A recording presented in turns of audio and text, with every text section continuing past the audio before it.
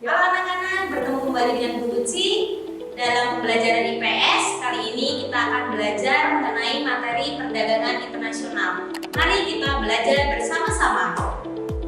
Materi perdagangan internasional.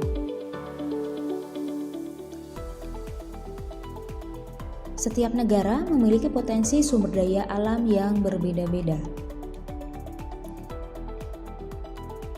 Perdagangan internasional terjadi karena kenyataannya tidak ada satupun negara yang dapat memenuhi kebutuhannya. Contohnya adalah negara Indonesia dengan Arab Saudi. Dua negara ini menjalin kerjasama. Indonesia menghasilkan kelapa sawit, sedangkan Arab Saudi menghasilkan minyak mentah.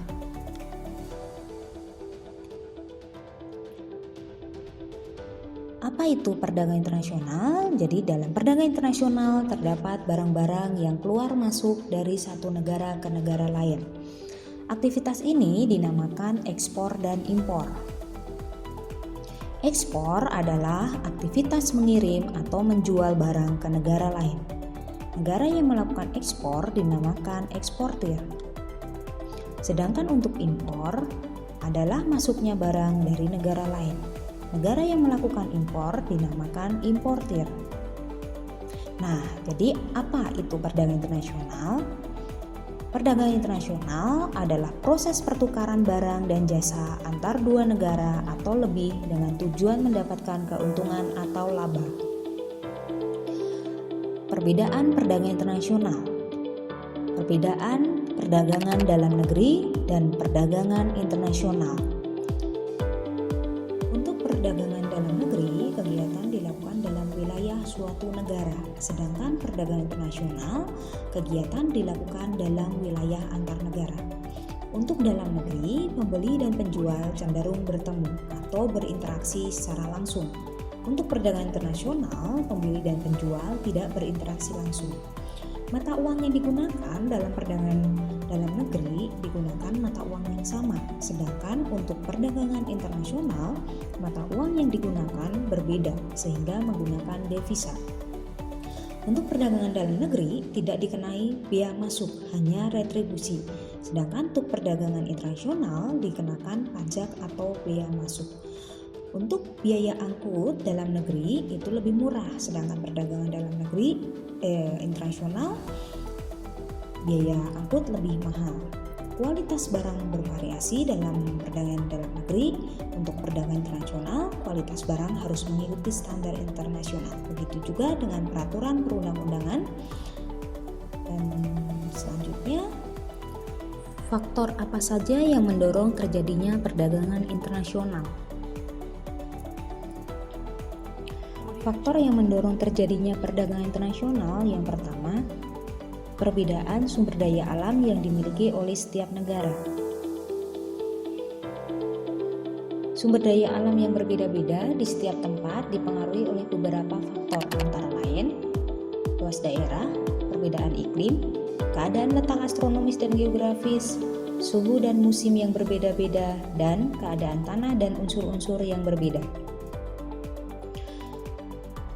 Faktor pendorong perdagangan internasional yang kedua yaitu perbedaan tingkat kualitas sumber daya manusia.